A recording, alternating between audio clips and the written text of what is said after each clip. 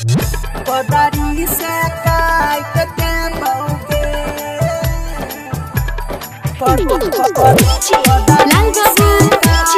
लाल बाबू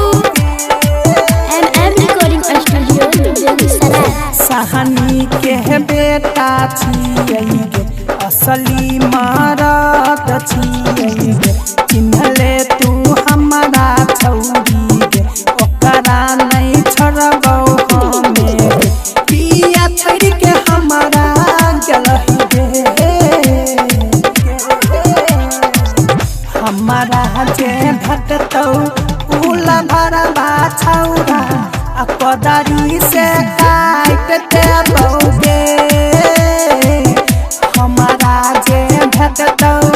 उला भरबा छौरा हसुआ से काट के बहुगे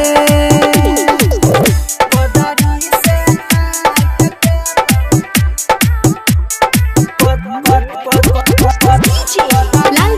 लाल बाबू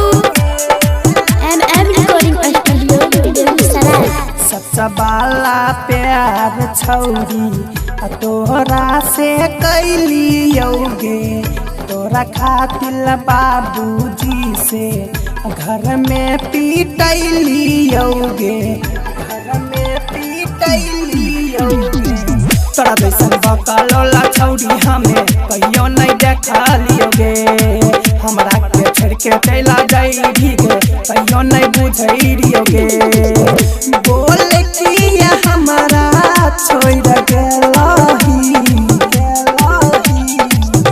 हमारा जे भटतौ उला भरबा छौरा आ कोदारी से काट के बहुगे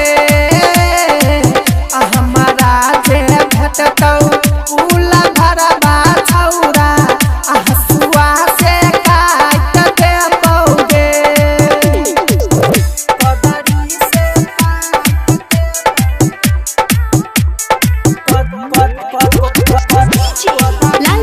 लाल बाबू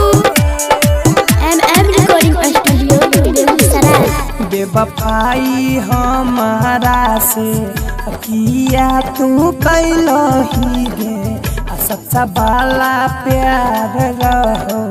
आ पल में भूलैलही गे आ पल में भूलैलही तोरा जैसन हरदैया छौरी हमें कहियो नहीं देखलियोगे प्यारे में हमरा धोखा देबही कहियो नहीं बुझैत रहियोगे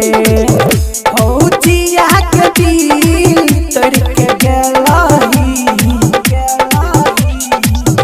हमारा जे मिलतौ ऊ अलकबा छौरा आ कोदारी से काट के